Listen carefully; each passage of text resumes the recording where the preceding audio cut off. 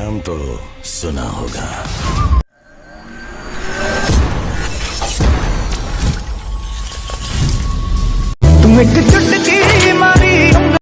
Good morning दोस्तों, एक complain आप लोग देखते होंगे, इस तरह का जो लोग काम करते हैं जानते होंगे कि मिलता है एक प्रॉब्लम की स्टैंडिंग प्रेशर ओके रहता है, लेकिन जब सिस्टम को चालू करते हैं, जब ऑन करते हैं, जब कंप्रेसर को स्टार्ट करने के लिए, तब होता क्या है कि सेक्शन प्रेशर ड्रॉप कर जाता है, ज़ीरो आ जाता है, एकदम नीचे चला जाता है। डिस्चार्ज आपका ज़्यादा जाता है और सेक्शन आपका नीचे ड्रॉप कर जाता है। कभी कभी 5-10, कभी कभी एकदम माइनस आपको चला जाता है। जैसे आप यहाँ पर आप देख रहे हैं, अभी चालू करके जब ट्रिप हो गया ये, तो इसको आपको इस तरह का प्रेशर आपको ये नज़र आ रहा है। तो ऐसा क्यों होता है? एसी कोई भी हो, वो कोई भी सिस्टम हो, विंडो हो, स्प्लिट हो, सीएसी हो, पैकेज यूनिट हो, कोई भी सिस्टम हो, अगर इस तरह का अगर आपको प्रॉब्लम मिल रहा है, तो सबसे पहला काम फ़िल्टर ड्रायर को चेक करें। फ़िल्टर ड्रायर को चेक करें कि आपका जब प्रेशर, स्टैंडिंग प्रेशर ओके है, जब चालू कर रहे हैं तो प्रेशर आपका ड्रॉप कर जा रहा है, और चालू करने के टाइम आपका डिस्चार्ज ओके है, लेकिन सेक्शन ओके नहीं है, सेक्शन पूरा ड्रॉप कर रहा है, लेकिन हाई साइड में प्रेशर पर आपको सही दिखा रहा है और ज़्यादा दिखा रहा है। तो सबसे पहला काम आप जो करेंगे, फ़िल्टर ड्रायर पे जाके उसको चेक करेंगे कि क्योंकि फ़िल्टर ड्रायर ब्लॉक होगा, क्योंकि वो यहाँ से डिस्चार्ज से प्रेशर कंडेंसर में ले रहा है, लेकिन आउट नहीं कर रहा है, वो वहाँ ब्लॉक हो गया है। इसलिए हाई साइड में आपका ये है और लो साइड में गैस ही नहीं है। तो कभी भी इस तरह का प्रॉब्लम मिले, तो वो एसी कोई भी हो, विंडो हो, स्प्लिट हो, छोटा सिस्टम हो, बड़ा सिस्टम हो, कोई भी एसी है, तो सबसे पहला काम इस तरह का अगर आपको कभी प्रॉब्लम मिले किसी टेक्नीशियन को, तो वो सबसे पहले फ़िल्टर ड्रायर को चेक करें। एक और यहाँ पर जो छोटे एसी में लोग जानते होंगे कि फ़िल्टर ड्रायर के बाद आपको कैपिलरी ट्यूब मिलेगा। कैपिलरी ट्यूब विंडो में, स्प्लिट्स में आप लोग जानते होंगे कैपिलरी ट्यूब मिलेगा। तो कैपिलरी ट्यूब जिसमें है जो सिस्टम में, तो उसमें उसको चेक करने के बाद, मान लीजिए आपने चेक किया और फ़िल्टर ड्रायर ब्लॉक नहीं था, तो उसके बाद कैपिलरी ट्यूब को चेक करें, क्योंकि उसमें छोटे छोटे होल होते हैं, बारीक होल होते हैं ना, तो उसको भी चेक करें। क्योंकि जब सिस्टम पुराना हो जाता है, जो भी बहुत सारा क्या बार जब मेंटेनेंस टीम काम करती है तो ब्रीजिंग करती है, तो उसको जो ब्लैक कार्बन सब जब हीट करते हैं तो देखते हैं कि ऊपर में कैसे ब्लैक कार्बन हो जाता है, तो सेम अंदर भी हो जाता है। वो तो धीरे धीरे वो सिस्टम में कई बार रिपेयर करने के बाद वो सिस्टम में जाता है, इस तरह का वो ब्लॉक करता है वो, ठीक है ना। तो अगर ये आप चेक करने के बाद अगर आपको फ़िल्टर ड्रायर ओके मिला, तो फिर आपको कैपिलरी ट्यूब देखना चाहिए। छोटे सिस्टम की बात करें, बड़े सिस्टम में आप आएंगे तो आपको क्या हो जाएगा, वो कैपिलरी की जगह कैपिलरी हट जाएगा, उसकी जगह पे आपको वो एक्सपेंशन वाल्व आ जाएगा, जो इसमें है।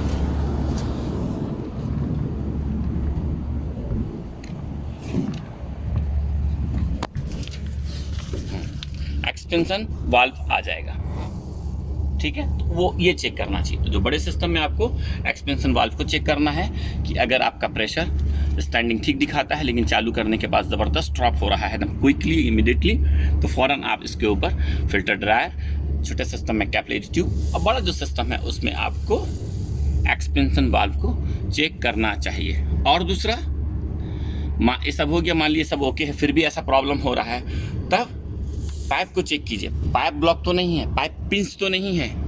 छोटे सिस्टम में बहुत सारा हो सकता है, क्योंकि पाइप इंडोर टू आउटडोर जाता है, बड़े सिस्टम में भी हो सकता है। तो पाइप को चेक करना है कि कोई पाइप जो है, ये जो पाइप आ रहा है आपका फ़िल्टर ड्रायर के बाद वो पाइप पिंच होगा, तो प्रॉपर क्या होगा, गैस सही से सर्कुलेट नहीं करेगा, तो तब भी आपको इस तरह का प्रॉब्लम मिलेगा। तो पाइप पिंच होना या पाइप आपका ब्लॉक, ये दो रीज़न होने से इस तरह का प्रॉब्लम मिलेगा आपको,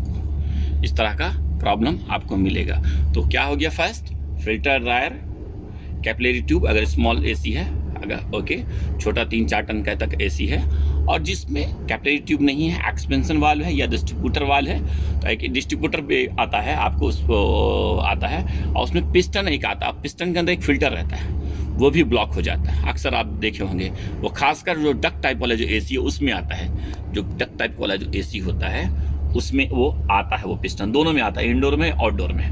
मैं वो दिखाऊंगा, क्योंकि मुझे कुछ दिन से वो काम नहीं मिल रहा, तो वो रसीद मैं आपको ज़रूर दिखाऊंगा। तो डिस्ट्रीब्यूटर आता है, उसके अंदर एक पिस्टन होता है और पिस्टन के पहले एक फ़िल्टर होता है, तो वो गैस को वो छान के आगे पास करता है वो, तो वो भी ब्लॉक होने से आपको इस तरह का प्रॉब्लम, यानी कि प्रॉब्लम वही फ़िल्टर ड्रायर, कैपिलरी ट्यूब या डिस्ट्रीब्यूटर का फ़िल्टर या पिस्टन, और लास्ट में जो आपका बड़ा सिस्टम है, जितना बड़ा सिस्टम आपका होते जाएगा तो आपका फिर इसमें इस तरह का एक्सपेंशन वाल्व का ब्लॉक होगा, तब भी आपको इस तरह का प्रॉब्लम होगा, प्रॉब्लम आपको मिलेगा। एक और जो माइनस में जो जाता है, उस एक और है सोलोनाइड वाल्व, इसमें नहीं है, तो वो आपको फ़िल्टर ड्रायर के बाद सोलोनाइड वाल्व इस्तेमाल होता है। तो सोलोनाइड वाल्व अगर ब्लॉक होगा तब भी आपको सेक्शन माइनस में जाएगा, या सोलोनाइड वाल्व ब्लॉक नहीं है लेकिन जो उसके ऊपर जो कॉइल होता है, जो एसी वोल्टेज और डीसी से चलता है, तो जो अक्सर कंपनी एसी कॉइल वोल्टेज इस्तेमाल करता है सोलोनाइड वाल्व के लिए, वो उसको प्रॉपर वोल्टेज नहीं मिल रहा है, तो लूज़ की वजह से, किसी वजह से, या वोल्टेज मिल रहा है वो कॉइल काम नहीं कर रहा है, तो लूज़ कॉइल काम नहीं करना, या काम कर रहा है लेकिन सोलोनाइड का जो वो है वो स्टक हो गया है, जो अप डाउन होता है पावर मिलने पर। ठीक है, तो ये भी एक रीज़न है आपको सेक्शन प्रेशर माइनस जाने के लिए। Thank you. Please subscribe my channel, like, share, और कोई सवाल है तो आप कमेंट्स कर सकते हैं।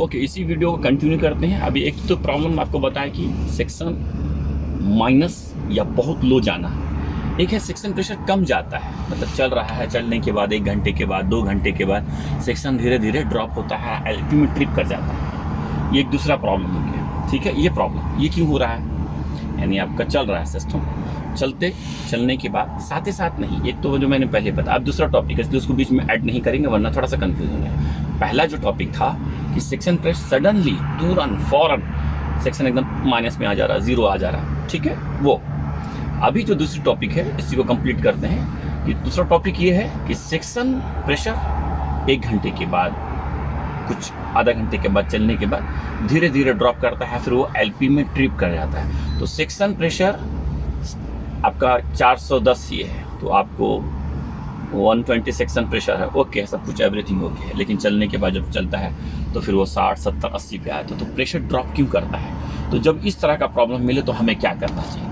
सबसे पहला काम जब इस तरह का आपको प्रॉब्लम मिले कि 1 घंटा, आधा घंटा चलने के बाद सेक्शन प्रेशर ड्रॉप कर रहा है, वो ट्रिप कर रहा है, कस्टमर बार बार कंप्लेन कर रहा है, एरर दिखा रहा है, पीसीबी में जो भी फ्लश लाइट है, ब्लिंकिंग लाइट है, अलार्म लाइट है, वो जल रहा है, तो सबसे पहला काम हमें गैस प्रेशर चेक करना। स्टैंडिंग प्रेशर क्या है, सबसे पहला काम। ओके, ये सबसे पहला काम है कि स्टैंडिंग प्रेशर आपको, जैसे अभी देखिए इसका स्टैंडिंग प्रेशर क्या है, इसी सिस्टम ऑफ है, स्टैंडिंग प्रेशर ये टेम्परेचर में, इस क्लाइमेट के हिसाब से आपका प्रेशर थोड़ा सा अप डाउन होगा, बिल्कुल होगा, वो क्लाइमेट के हिसाब से प्रेशर आपका अप डाउन होगा।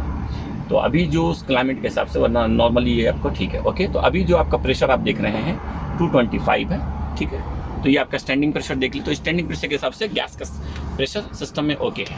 ओके, मान लीजिए ये ओके है, उसके बावजूद सेम प्रॉब्लम हो रहा कि कुछ देर चलने के बाद, आधा घंटा जो भी चलने के बाद जा रहा है, तो उसके बाद सेम प्रॉब्लम हो, तो उसके बाद सबसे पहला जो काम करना है, बेल्ट चेक करना। बेल्ट लूज़ तो नहीं, क्योंकि बेल्ट जब लूज़ होगा तो क्या होगा, आपका फ़ैन का स्पीड, मोटर का स्पीड ड्रॉप करेगा, तो धीरे धीरे कूलिंग कॉइल आइस बनाने लगेगा। जब आइस बनाएगा तो सेक्शन प्रेशर ड्रॉप करेगा, फिर वो आपको अलार्म आएगा। तो उसमें से एक काम ये करना है कि बेल्ट का टेंशन चेक करना है, बेल्ट की क्वालिटी चेक करना है, बेल्ट ठीक है कि नहीं, बेल्ट प्रॉपर टाइट है कि नहीं, डैमेज तो नहीं है। जिससे भी मोटर का स्पीड ड्रॉप हुआ वो आपको प्रॉब्लम हो जाएगा। मोटर का स्पीड ड्रॉप होने के कई रीज़न है, उसमें से एक बेल्ट था, दूसरा और क्या है, दूसरा है आपका है एयर फिल्टर आपका है। तो फिल्टर भी आपको चेक करना होगा कि जो फिल्टर है, फिल्टर कहीं गंदा तो नहीं है। फिल्टर गंदा होने से भी आपका ब्लोअर का स्पीड, क्योंकि वो रिटर्न कम लेगा, रिटर्न एयर कम लेगा तो सप्लाई भी कम देगा। ओके, वो भी आपका ओके है। तो फिर आपको क्या चेक करना, फिर आपको चेक करना है कूलिंग कॉइल, यानी कि आपका बेल्ट का टेंशन ओके है, बेल्ट प्रॉपर टाइट है, फिल्टर प्रॉपर क्लीन है। उसके बाद फिर भी आपको सेम प्रॉब्लम हो तो फिर आपको कूलिंग कॉइल चेक करना होगा कि कूलिंग कॉइल गंदा तो नहीं है। कूलिंग कॉइल बहुत ज़्यादा गंदा होगा तब भी आपको इस तरह के प्रॉब्लम मिलेंगे आपको। ये आपका हो गया। उसके बाद जो लोग काम करते हैं जानते होंगे कि डक्ट में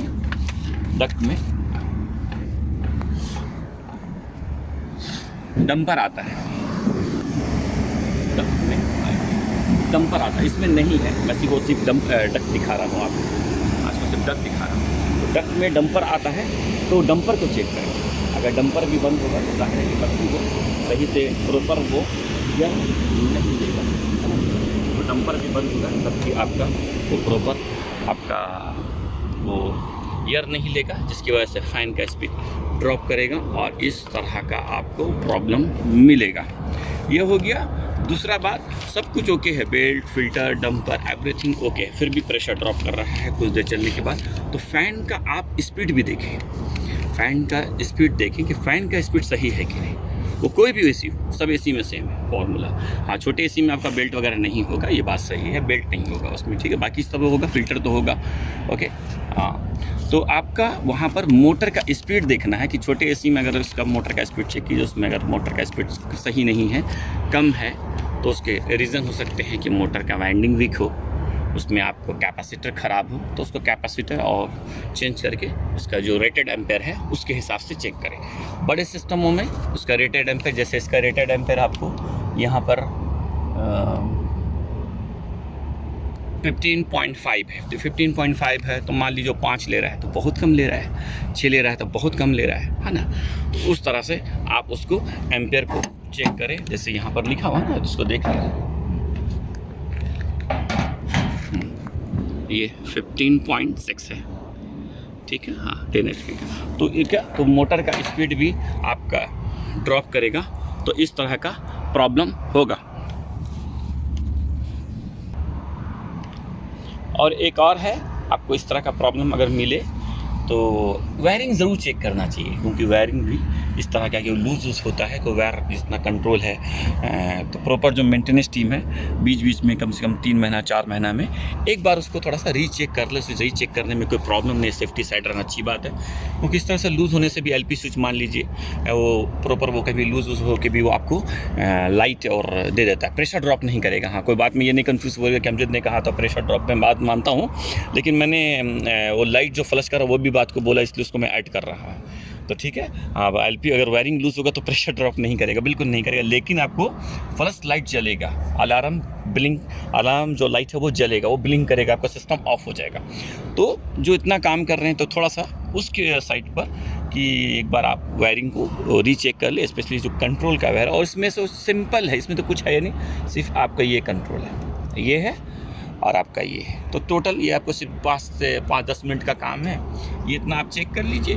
बस यहाँ तो सब क्लिप्स है, थोड़ा बाइस चेक कर लीजिए, 5 मिनट लगेगा आपको, बस और कुछ नहीं है। जामिल की बात कर रहे हैं, बाकी एसी में भी 19-20 है, कोई बहुत ज़्यादा नहीं है, तो थोड़ा सा 5-10 मिनट एकदम टाइट का मतलब 2 घंटा नहीं होता है, तो 5 मिनट आप ये रीचेक कर लीजिए सेफ साइड पे। ओके, इस वीडियो में इतना ही, थैंक यू, शुक्रिया। एक बात और कि बहुत सारे कमेंट्स आ रहे हैं, बहुत सारे लोग कह रहे हैं कि इस टॉपिक पे वीडियो बनाएं, तो मैं बहुत खुश हूँ अल्हम्दुलिल्लाह। लेकिन सब टॉपिक पे एक साथ वीडियो नहीं बना सकते, बहुत मुश्किल है मेरे लिए, तो इसीलिए थोड़ा सा आपको वेट करना होगा। तो मैं पूरी कोशिश कर रहा हूँ, फिर भी मैं डेली कम से कम एक वीडियो ज़रूर अपलोड करता हूँ। बड़ा वीडियो, शॉर्ट वीडियो भी होता है, लेकिन बड़ा वीडियो जिसमें थोड़ा ज़्यादा मैसेज हो, शॉर्ट वीडियो में थोड़ा छोटा छोटा मैसेज होता है। तो हर एक टॉपिक पे वीडियो बनाएंगे, हर टॉपिक से, विंडो से लेके चिलर्स तक। लेकिन दोस्तों से रिक्वेस्ट यही है कि थोड़ा सा वेट करें, क्योंकि बहुत मुश्किल है सब टॉपिक पे एक साथ वीडियो बनाना।